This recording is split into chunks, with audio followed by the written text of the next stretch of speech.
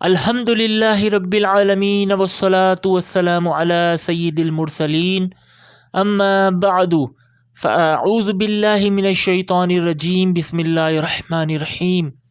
فیضان شعبان، دعائے عطار۔ یا رب المصطفیٰ، جو کوئی 17 صفحات کا رسالہ فیضان شعبان پڑھ یا سن لے، اسے اپنے پیارے پیارے آخری نبی محمد عربی صلی اللہ علیہ وآلہ وسلم کے پیارے مہینے شعبان المعظم میں خوب عبادت کرنے کی توفیق عطا فرما اور اس کو بے حساب بخش دے، آمین بجاہ النبی الامین صلی اللہ علیہ وآلہ وسلم۔ درود شریف کی فضیلت۔ اہل بیت اطہار کے روشن چراغ حضرت امام جعفر صادق رحمۃ اللہ تعالی علیہ نے فرمایا، جو کوئی شعبان المعظم میں روزانہ 700 مرتبہ درود پاک پڑھے گا، اللہ کریم کچھ فرشتے مقرر فرما دے گا جو اس درود پاک کو رسول اللہ صلی اللہ علیہ وآلہ وسلم کی بارگاہ میں پہنچائیں گے۔ اس سے رسول اللہ صلی اللہ علیہ وسلم کی روح مبارک خوش ہوگی، پھر اللہ پاک ان فرشتوں کو حکم دے گا کہ اس درود پڑھنے والے کے لیے قیامت تک دعائے مغفرت کرتے رہو۔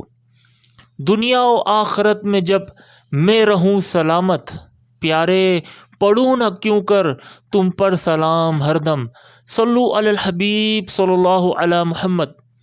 پیارے اسلامی بھائیوں، ہمیں بھی چاہیے کہ اس ماہ مبارک میں پیارے آقا مکی مدنی مصطفیٰ صلی اللہ علیہ وآلہ وسلم پر خوب درود پاک پڑھیں کہ شعبان المعظم درود پاک پڑھنے کا مہینہ ہے، جیسا کہ شارح بخاری حضرت علامہ احمد بن محمد قسطلانی رحمۃ اللہ تعالی علیہ اور انہی کے حوالے سے حضرت سیدنا شیخ شہاب الدین احمد بن عجازی رحمۃ اللہ تعالی علیہ لکھتے ہیں، بے شک شعبان نبی پاک صلی اللہ علیہ وآلہ وسلم پر درود شریف پڑھنے کا مہینہ ہے کہ آیت درود اسی مہینے میں نازل ہوئی۔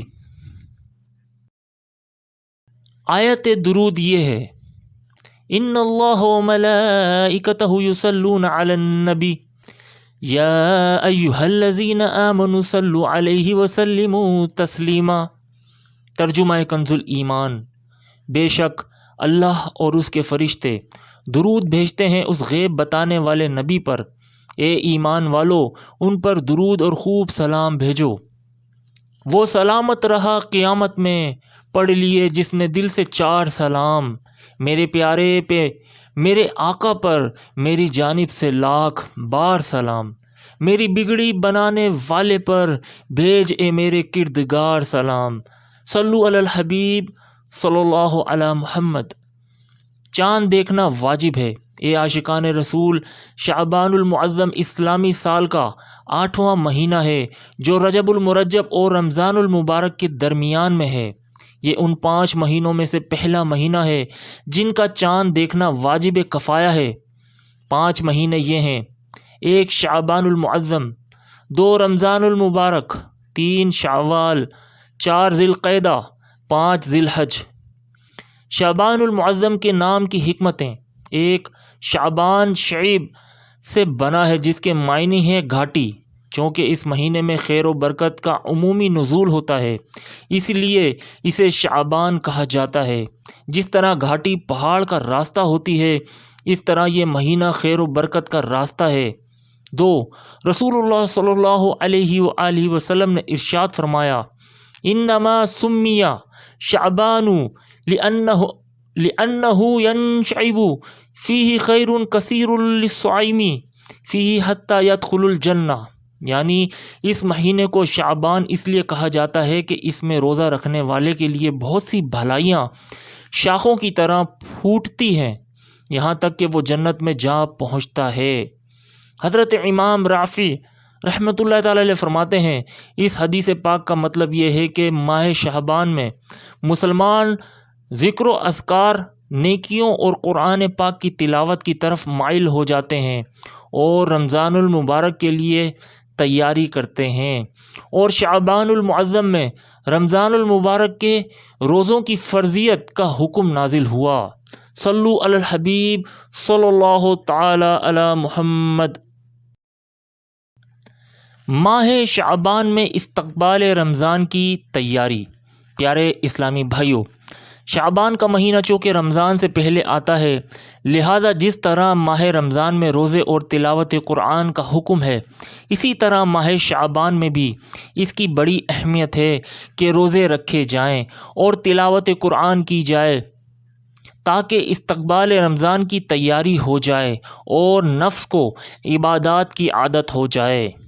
صحابہ کرام کا انداز مبارک، جنتی صحابی حضرت انس رضی اللہ عنہ فرماتے ہیں، شعبان کا مہینہ آتا تو مسلمان قرآن کریم کی تلاوت میں مشغول ہو جاتے، اپنے مالوں کی زکوٰۃ ادا کر دیتے تاکہ کمزوروں اور مسکینوں کو بھی رمضان کے روزے کی طاقت ملے۔ تلاوت قرآن کا مہینہ۔ عظیم تابع بزرگ حضرت سلمہ بن کہیل رحمۃ اللہ علیہ فرماتے ہیں، ماہ شعبان کو تلاوت قرآن کرنے والوں کا مہینہ کہا جاتا تھا۔ حضرت حبیب بن ابو ثابت رحمۃ اللہ تعالی علیہ شعبان کے آنے پر فرماتے، یہ قاریوں کا مہینہ ہے۔ حضرت عمر بن قیس رحمۃ اللہ علیہ ماہ شعبان المعظم کی آمد پر اپنی دکان بند کر دیتے اور تلاوت قرآن کریم کے لیے فارغ ہو جاتے۔ برات دے عذاب قبر سے، نارے جہنم سے، میں شعبان کے صدقے میں کر فضل و کرم مولا، صلو علی الحبیب صلی اللہ علی محمد۔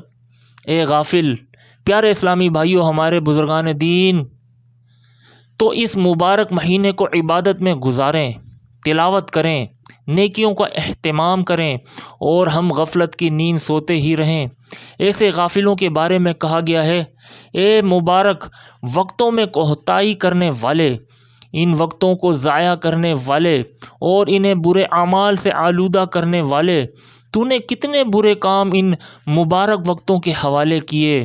چند عربی اشعار کا ترجمہ۔ 1، رجب چلا گیا اور تو نے اس میں کوئی نیکی نہیں کی، اور اب یہ برکت والا ماہ شعبان ہے۔ 2، اے شعبان کی عظمت سے بے خبر رہ کر ان وقتوں کو ضائع کرنے والے، ہوش میں آ اور تباہی سے ڈر۔ 3، بہت جلد سب لذتیں تجھ سے چھین لی جائیں گی اور موت تجھے تیرے گھر سے زبردستی نکال دے گی۔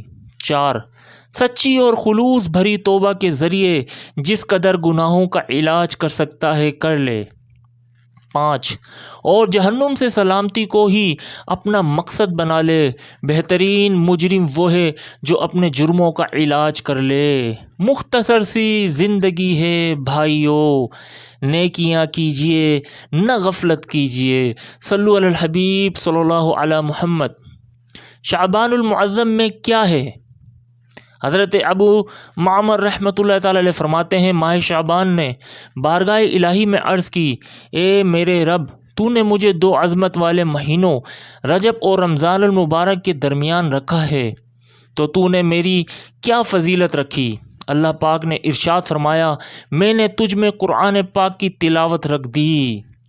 پیارے اسلامی بھائیوں، شعبان المعظم میں خوب نیکیاں کیجئے، خوب ذکر و اذکار، درود پاک اور تلاوت قرآن کریم کر کے اس میں عظمت والے مہینے کی خوب تعظیم کریں۔ اس عظمت والے مہینے کی اہمیت کے لیے اتنا ہی کافی ہے کہ اس کے بارے میں ہمارے پیارے آقا صلی اللہ علیہ وآلہ وسلم نے ارشاد فرمایا، شہر شعبان شہری، یعنی ماہ شعبان میرا مہینہ ہے، صلو علی الحبیب صلی اللہ علی محمد۔ اللہ پاک کے آخری نبی مکی مدنی محمد عربی صلی اللہ علیہ وآلہ وسلم جیسے رمضان کے روزوں کی تیاری فرماتے، ایسے ہی شعبان کے روزوں کی بھی تیاری فرماتے۔ نیز آپ صلی اللہ علیہ وآلہ وسلم نے تعظیم رمضان کے لیے شعبان کے روزوں کو سب سے افضل روزے قرار دیا، جیسا کہ جنتی صحابی حضرت انس رضی اللہ عنہ سے روایت ہے کہ رسول اللہ صلی اللہ علیہ وآلہ وسلم سے سب سے افضل روزوں کے بارے میں پوچھا گیا تو آپ صلی اللہ علیہ وآلہ وسلم نے ارشاد فرمایا، رمضان کی تعظیم کے لیے شعبان کے روزے، صلو علی الحبیب صلی اللہ علی محمد۔ روزوں کی عادت۔ شعبان المعظم کے روزوں کی ایک حکمت یہ بھی بیان کی گئی ہے کہ شعبان المعظم کے روزوں سے رمضان کے روزوں کی مشق پریکٹس ہو جائے، تاکہ رمضان کے روزوں میں مشقت اور تکلیف محسوس نہ ہو، بلکہ تب تک بندے کو روزوں کی عادت ہو چکی ہو اور رمضان سے پہلے شعبان میں روزوں کی مٹھاس اور لذت کا احساس ہو چکا ہو۔ لہٰذا جب ماہ رمضان آئے تو بندہ چستی کے ساتھ رمضان کے روزے رکھنے لگے۔ شعبان کے روزوں سے محبت۔ ام المومنین حضرت بی بی عائشہ صدیقہ رضی اللہ عنہا فرماتی ہیں، رسول اللہ صلی اللہ علیہ وآلہ وسلم کو ماہ شعبان میں روزے رکھنا تمام مہینوں سے زیادہ پسندیدہ تھا کہ اس میں روزے رکھا کرتے، پھر اسے رمضان سے ملا دیتے۔ ام المومنین حضرت بی بی عائشہ صدیقہ رضی اللہ عنہا ہی سے روایت ہے، رسول اللہ صلی اللہ علیہ وآلہ وسلم پورے شعبان کے روزے رکھا کرتے تھے اور فرماتے، میری استطاعت کے مطابق عمل کرو کہ اللہ پاک اس وقت تک اپنا فضل نہیں روکتا جب تک تم اکتا نہ جاؤ۔ شارح بخاری حضرت علامہ مفتی محمد شریف الحق امجدی رحمۃ اللہ تعالی علیہ اس حدیث پاک کے تحت لکھتے ہیں، مراد یہ ہے کہ شعبان میں اکثر دنوں میں روزہ رکھتے تھے۔ اسے تغلیباً یعنی غلبے اور زیادت کے لحاظ سے کل یعنی سارے مہینوں کے روزے رکھنے سے تعبیر کر دیا۔ جیسے کہتے ہیں فلاں نے پوری رات عبادت کی، جبکہ اس نے رات میں کھانا بھی کھایا ہو اور ضروریات سے فراغت بھی کی ہو۔ یہاں تغلیباً اکثر کو کل کہہ دیا۔ مزید فرماتے ہیں، اس حدیث سے معلوم ہوا کہ شعبان میں جسے قوت ہو وہ زیادہ سے زیادہ روزے رکھے، البتہ جو کمزور ہو وہ روزہ نہ رکھے، کیونکہ اس سے رمضان کے روزوں پر اثر پڑے گا۔ یہی محمل یعنی مراد و مقصد ہے ان احادیث کا جن میں فرمایا گیا کہ نصف یعنی آدھے شعبان کے بعد روزے نہ رکھو۔ اگر کوئی پورے شعبان المعظم کے روزے رکھنا چاہے تو اس کو ممانعت بھی نہیں۔ الحمدللہ عاشقان رسول کی دینی تحریک دعوت اسلامی کے کئی اسلامی بھائی اور اسلامی بہنوں میں رجب المرجب اور شعبان المعظم دونوں مہینوں کے روزے رکھنے کی ترکیب ہوتی ہے، اور مسلسل روزے رکھتے ہوئے یہ حضرات رمضان المبارک سے مل جاتے ہیں۔ شفاعت مصطفیٰ۔ حضرت علامہ شاہ فضل رسول بدایونی رحمۃ اللہ تعالی علیہ فرماتے ہیں، جو شعبان المعظم کے روزے اس لیے رکھے کہ حضور صلی اللہ علیہ وآلہ وسلم کو پسند تھے، اسے حضور پاک صلی اللہ علیہ وآلہ وسلم کی شفاعت نصیب ہوگی۔ فرمائیں گے، جس وقت غلاموں کی شفاعت میں بھی ہوں غلام آپ کا، مجھ کو نہ بھلانا، فرما کے شفاعت میری اے شافع محشر، دوزخ سے بچا کر مجھے جنت میں بسانا۔ حضور کو شعبان کے روزے پسند ہونے کی وجہ۔ جنتی صحابی حضرت اسامہ بن زید رضی اللہ عنہ نے عرض کی، یا رسول اللہ صلی اللہ علیہ وآلہ وسلم، میں دیکھتا ہوں کہ آپ صلی اللہ علیہ وآلہ وسلم جس طرح شعبان کے روزے رکھتے ہیں اس طرح کسی اور مہینے میں روزے نہیں رکھتے۔ فرمایا، رجب اور رمضان کے بیچ میں یہ مہینہ ہے، لوگ اس سے غافل ہیں، اس میں لوگوں کے اعمال اللہ کریم کی بارگاہ میں پیش کیے جاتے ہیں، اور مجھے یہ محبوب یعنی پسند ہے کہ میرا عمل اس حال میں اٹھایا جائے کہ میں روزہ دار ہوں۔ پیارے اسلامی بھائیوں، ہمارے پیارے آقا صلی اللہ علیہ وآلہ وسلم کا یہ عمل یقیناً ہم غلاموں کے لیے تعلیم کے لیے تھا، جبھی تو فرمایا کہ رجب اور رمضان کے بیچ میں یہ مہینہ ہے، لوگ اس سے غافل ہیں، لہٰذا ہمیں چاہیے کہ ہم خواب غفلت سے بیدار ہو جائیں، نیکیوں میں اضافہ کریں اور آخرت کو بہتر بنانے کی فکر کریں۔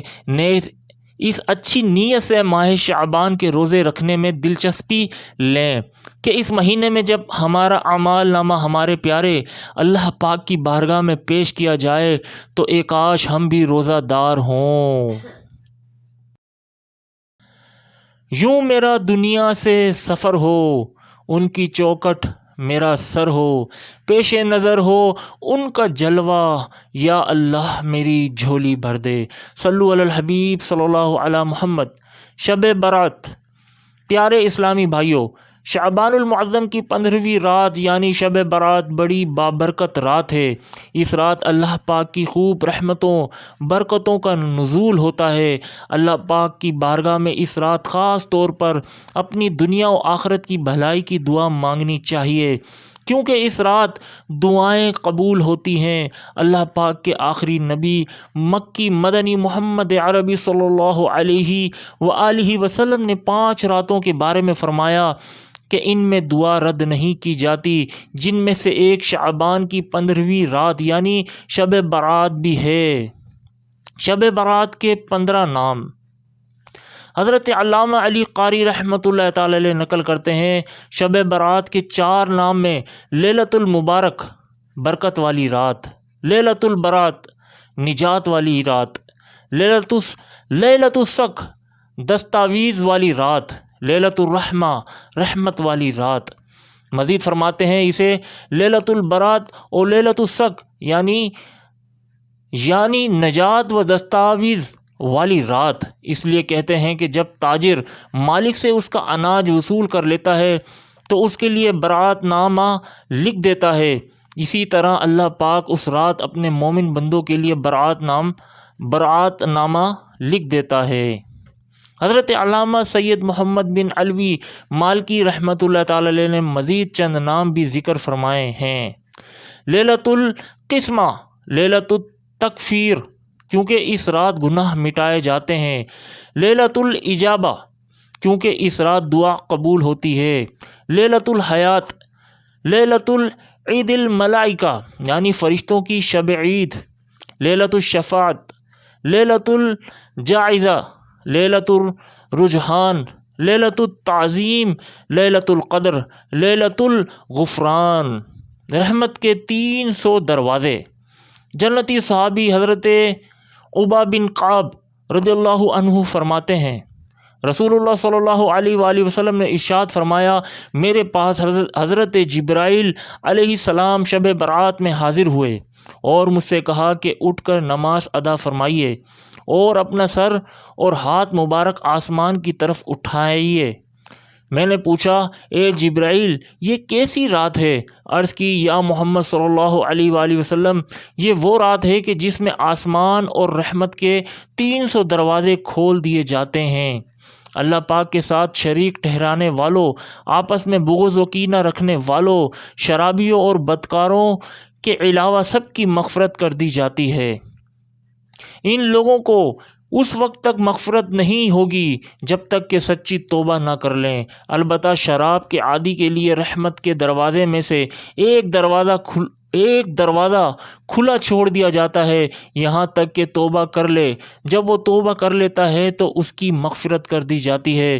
اسی طرح کینہ رکھنے والے کے لیے بھی رحمت کے دروازوں میں سے ایک دروازہ کھلا چھوڑ دیا جاتا ہے یہاں تک کہ وہ اپنے ساتھی یعنی جس سے کینہ رکھتا ہے سے بات چیت کر لے۔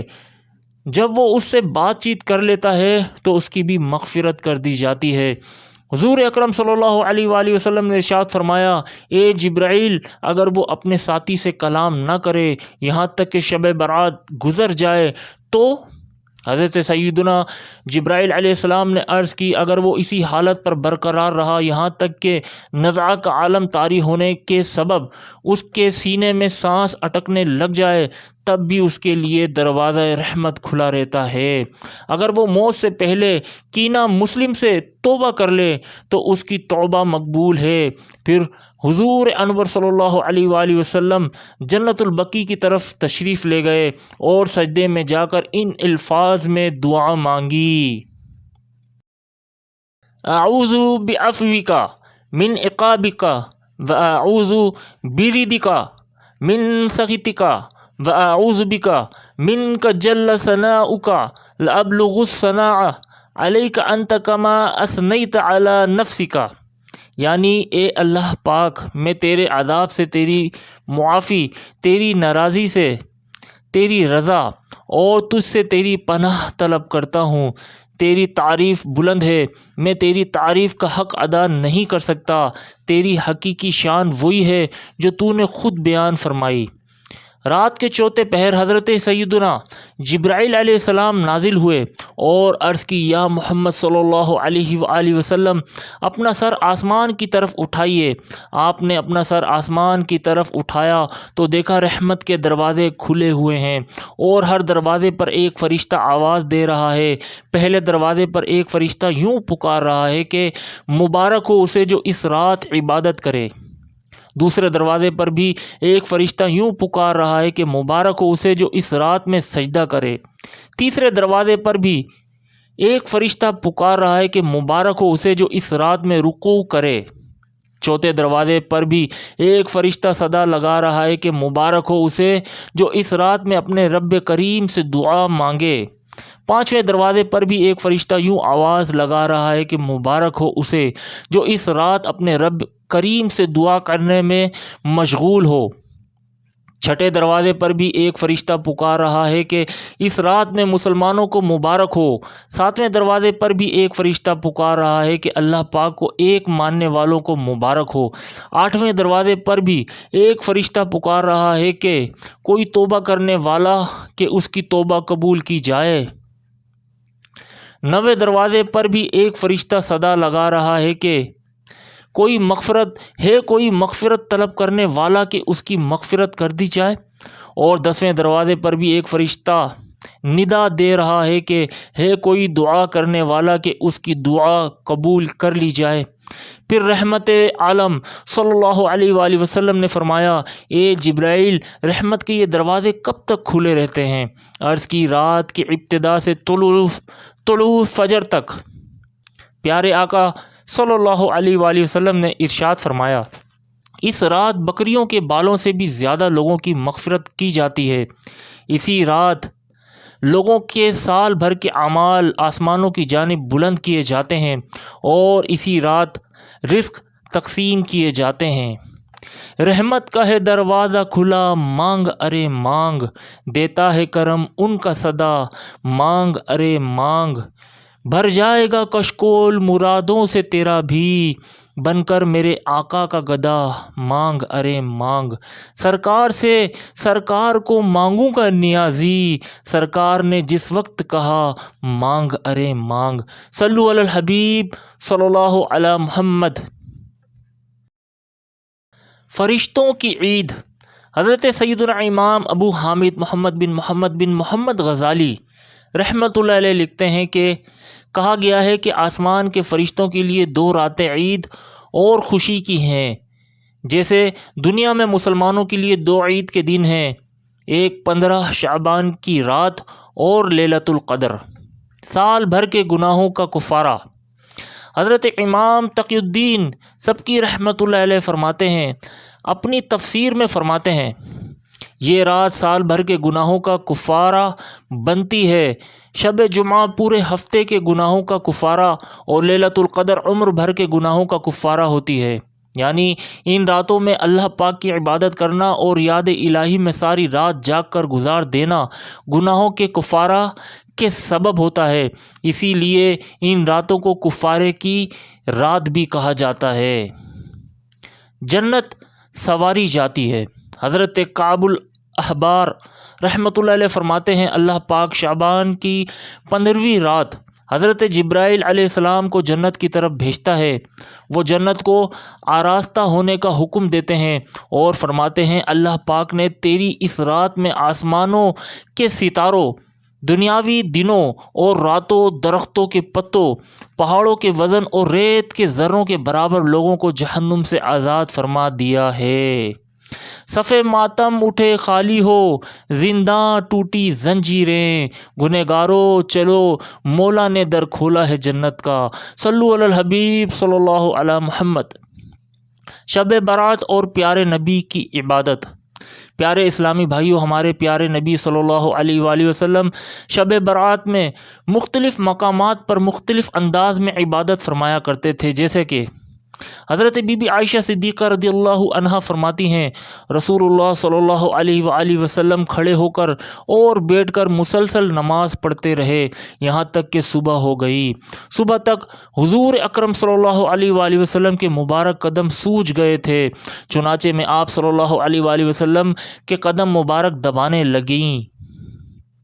اے عاشقان رسول، کبھی ایسا بھی ہوا کہ اپنی امت سے پیار کرنے والے پیارے پیارے آقا صلی اللہ علیہ وآلہ وسلم شب برات میں قبرستان تشریف لے گئے اور وہاں جا کر اپنے رب سے اہل قبور کے لیے دعائیں مانگیں، جیسا کہ حضرت سیدنا عائشہ صدیقہ رضی اللہ عنہا فرماتی ہیں کہ میں نے حضور نبی کریم صلی اللہ علیہ وآلہ وسلم کو 15 شعبان کی رات جنت البقیع میں اس حال میں پایا کہ آپ صلی اللہ علیہ وآلہ وسلم مسلمان مردوں، عورتوں اور شہیدوں کے لیے دعائے مغفرت فرما رہے تھے۔ صد شکر خدایا تو نے دیا ہے رحمت والا وہ آقا، جو امت کے رنج و غم میں راتوں کو اشک بہاتا رہے۔ پیارے اسلامی بھائیوں، ہمیں چاہیے کہ رحمت و مغفرت والی اس مبارک رات کو عبادت کرتے ہوئے ذکر و دعا میں گزاریں، اپنی اور ساری امت کی مغفرت کی دعا کے ساتھ ساتھ قبرستان جا کر اپنے مرحومین کے لیے بھی دعائے مغفرت کریں۔ شب برات میں قبرستان جانا، اللہ پاک کے آخری رسول صلی اللہ علیہ وآلہ وسلم نے ارشاد فرمایا، میں نے تمہیں قبروں کی زیارت سے منع کیا تھا، اب زیارت قبور کیا کرو کہ بے شک یہ دنیا سے بے رغبت کرتی ہے اور آخرت کی یاد دلاتی ہے۔ معلوم ہوا کہ وقتاً فوقتاً قبرستان جاتے رہنا چاہیے تاکہ قبروں کو دیکھ کر ہمارے دل میں فکر آخرت پیدا ہو۔ اپنے مرحومین کو بھی یاد رکھیے۔ جنتی ابن جنتی صحابی ابن صحابی حضرت عبداللہ بن عباس رضی اللہ عنہما سے مروی ہے کہ جب شب برات آتی ہے تو مومن مردے اپنی قبروں سے نکل کر اپنے گھروں کے دروازوں پر کھڑے ہو جاتے ہیں اور کہتے ہیں، ہم پر صدقہ کر کے رحم کرو، اگرچہ روٹی کا ایک لقمہ ہی ہو، کیونکہ ہم اس کی ضرورت مند ہیں۔ اگر وہ صدقہ کی ہوئی کوئی چیز نہیں پاتے تو حسرت سے واپس لوٹ جاتے ہیں۔ صلو علی الحبیب صلی اللہ علی محمد۔ نواس رسول کا شب برات میں معمول، جنتی ابن جنتی نواس رسول حضرت امام حسن مجتبی رضی اللہ عنہ شب برات کے 3 حصے فرماتے۔ ایک تہائی حصے میں اللہ پاک کے اس فرمان یا ایھا الذین آمنوا صلوا علیہ وسلموا تسلیما، ترجمہ کنز الایمان، اے ایمان والو ان پر درود اور خوب سلام بھیجو پر عمل کرتے ہوئے اپنے نانا جان صلی اللہ علیہ وآلہ وسلم پر درود پاک پڑھتے۔ ایک تہائی حصے میں توبہ و استغفار کرتے اور آخری تہائی حصے میں اللہ پاک کے فرمان پر عمل کرتے ہوئے رکوع و سجود فرماتے۔ آپ رضی اللہ عنہ نے ارشاد فرمایا، میں نے اپنے ابو جان حضرت علی المرتضی رضی اللہ عنہ سے سنا ہے کہ نبی کریم صلی اللہ علیہ وآلہ وسلم نے فرمایا، جو نصف شعبان یعنی شب برات کی رات کو زندہ کرے گا، یعنی اسی رات عبادت کرے گا، وہ مقربین میں لکھا جائے گا۔ شب برات میں عبادت کرنا مستحب ہے۔ حضرت خالد بن معدان، حضرت لقمان بن عامر اور دیگر بزرگان دین رحمۃ اللہ علیہم شعبان المعظم کی 15ویں رات یعنی شب برات کو اچھا لباس پہنتے، خوشبو سلگاتے، سرما لگاتے اور رات مسجد میں جمع ہو کر عبادت کیا کرتے تھے۔ حضرت اسحاق بن راہویہ رحمۃ اللہ علیہ بھی اسی بات کی تائید کرتے اور اس رات مسجدوں میں اکٹھے ہو کر نفلی عبادت کرنے کے بارے میں فرماتے ہیں، یہ کوئی بدعت یعنی برا کام نہیں ہے۔ حضرت علامہ شہاب الدین احمد بن حجازی رحمۃ اللہ علیہ فرماتے ہیں، شب برات میں عبادت کرنا مستحب ہے، 70,000 فرشتے دعائے مغفرت کریں گے۔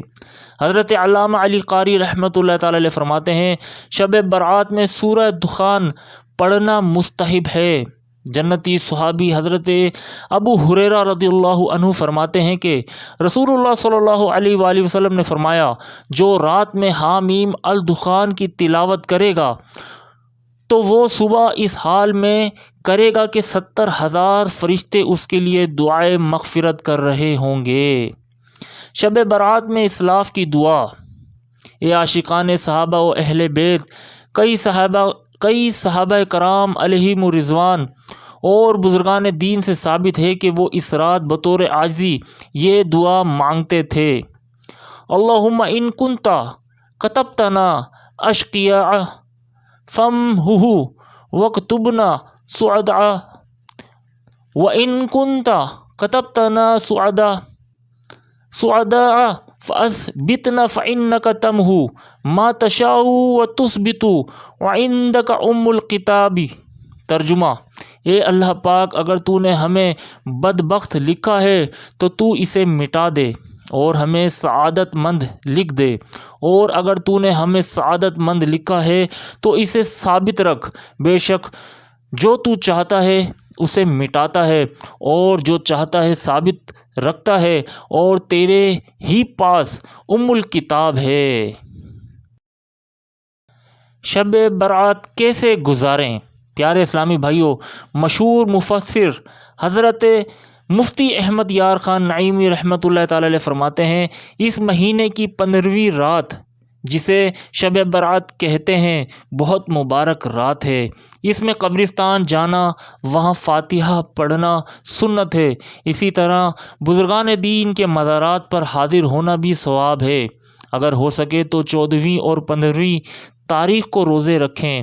15ویں تاریخ کو حلوہ وغیرہ بزرگان دین کی فاتحہ پڑھ کر صدقہ و خیرات کریں، اور 15ویں رات کو ساری رات جاگ کر نفل پڑھیں، اور اس رات کو ہر مسلمان ایک دوسرے سے اپنے قصور معاف کرا لیں، قرض وغیرہ ادا کریں، کیونکہ بغض والے مسلمان کی دعا قبول نہیں ہوتی۔ مزید فرماتے ہیں، اگر تمام رات نہ جاگ سکے تو جس قدر ہو سکے عبادت کرے اور زیارت قبور کرے۔ اگر اس رات کو 7 پتے بیری کے پانی میں جوش دے کر غسل کرے تو انشاءاللہ تمام سال جادو کے اثر سے محفوظ رہے گا۔ بگڑی قسمت سنور جائے گی ہو نظر، سوئے لوح و قلم تاجدار حرم۔ صلو علی الحبیب صلی اللہ علی محمد۔ شب برات بھی مغفرت سے محروم۔ حضور نبی کریم صلی اللہ علیہ وآلہ وسلم نے فرمایا، میرے پاس جبرائیل علیہ السلام آئے اور کہا، شعبان کی 15ویں رات، اس میں اللہ پاک جہنم سے اتنوں کو آزاد فرماتا ہے جتنے بنی قلب کی بکریوں کے بال ہیں، مگر غیر مسلم اور عداوت والے اور رشتے کاٹنے والے اور کپڑا لٹکانے والے اور والدین کی نافرمانی کرنے والے اور شراب کے عادی کی طرف نظر رحمت نہیں فرماتا۔